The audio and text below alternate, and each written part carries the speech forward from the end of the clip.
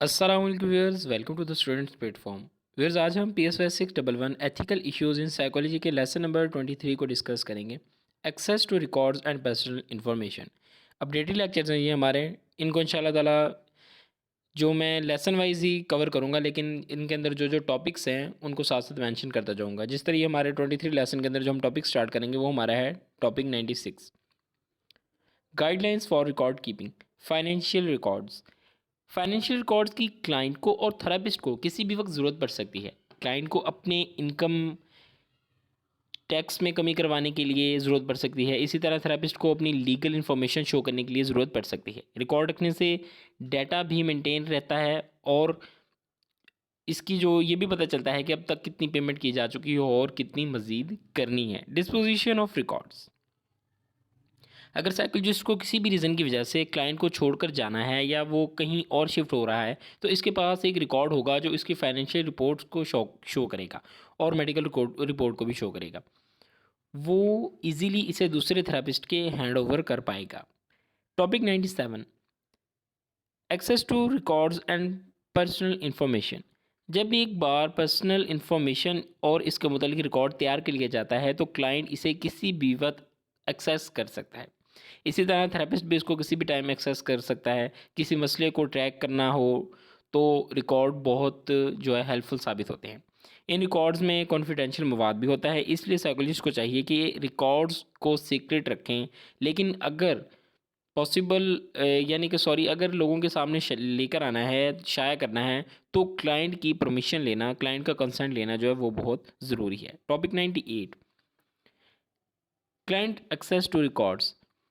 हर therapist जो record तैयार करता है वो जानता है कि इसका क्लाइंट इससे रिकॉर्ड्स की डिटेल मांगेगा। रिकॉर्ड इस तरीके से ना रखा जाए कि जब इसे क्लाइंट देखे तो इसे खुद पर शर्मिंदगी हो या गुस्सा है।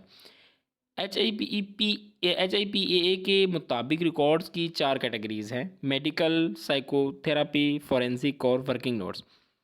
मेडिकल रिकॉर्ड्स के अंदर कह रहा है कि number of appointments, diagnosis, prescriptions हो गई, इंश्योरेंस क्लेम्स हो गए। These are prepared by clerical staff. और साइकोथेरापी नोट्स जो हैं इनके अंदर ऑब्जर्वेशन, नॉन बिहेवियरल क्यूज़ हो गए, बॉडी लैंग्वेज हो गई, कम्युनिकेशन स्टाइल्स हो गए। It also has process of therapy. इसमें ये भी दर्ज होता है कि किस बात पर क्लाइंट ने पॉजिटिव और किस बात पर नेगेटिव बिहेव किया। टॉपिक 99 में फॉरेंसिक रिपोर्ट्स के बारे में बात करा है कि जब एक रिपोर्ट को फॉरेंसिक इवैल्यूएशन के हवाले से देखा जाता है तो ये एक सर्टिफाइड डॉक्यूमेंट कहलाता है जो कि लीगल कॉन्टेक्स्ट में कोर्ट में जज के लिए हेल्पफुल होता है। इसके लिए क्रिमिनल्स को पॉइंट आउट भी किया जाता है इसके ज़रिए। Working notes. हम साइकोथेरेपी के प्रोसीजर को देख रहे होते हैं तो उसके दौरान ख़ास तरह के नोट्स ले रहे होते हैं। इस प्रोसेस को नोट्स की शक्ल में जो है वो सेव कर रहे होते हैं। इन नोट्स के ज़रिए हम क्लाइंट में होने वाली कंटिन्यूस तब्दीली को देखते हैं। बाद में साइकोथेरापी नोट्स में ये नोट्स जो हैं वो तब्दील हो जाते हैं, यानी कि नोट्स टेम्परेरी होते हैं, सिर्फ ये साइकोलॉजिस्ट के अपने यूज़ के लिए होते हैं। टॉपिक 100 है access to records by family members.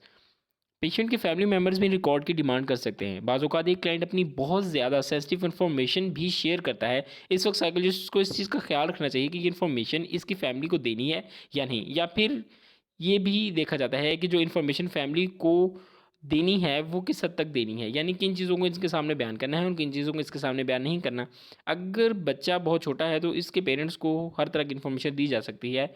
इससे भी और इस चीज़ को अर्ली स्टेज पर ही डिसाइड करना ज़रूरी होता है। आगे टॉपिक 101 है एक्सेस टू एडल्ट्स रिकॉर्ड। जब एडल्ट्स को इस बात का कॉन्फिडेंस होगा कि इनकी इन्फॉर्मेशन किसी थर्ड पार्टी के साथ शेयर नहीं की जाएगी तो वो ज़्यादा से ज़्यादा अपनी सेंसिटिव इन्फॉर्मेशन थेरेपिस्ट के साथ शेयर करता है। इस तरह इसके इलाज में ज़्यादा हेल्प मिलती है। एडल्ट्स के फैमिली मेम्बर के साथ इसके रिकॉर्ड शेयर करना जो है वो अलाउ नहीं होता, लेकिन सिर्फ स्पेशल रीजंस की बिना पर। अगर क्लाइंट जो अडल्ट है वो खुद इजाज़त दे या फिर क्लाइंट ख़तरे में है या ख़ुद को या दूसरों को नुकसान पहुंचा सकता है तो इस इंफॉर्मेशन को जो है वो दूसरों तक पहुंचाना, लीक करना जो है वो ज़रूरी हो जाता है। व्यूअर, ये था हमारा lesson. I hope I made it clear. मिलते हैं जल्दी नेक्स्ट लेसन के साथ। टिल देन टेक केयर, अल्लाह हाफिज़।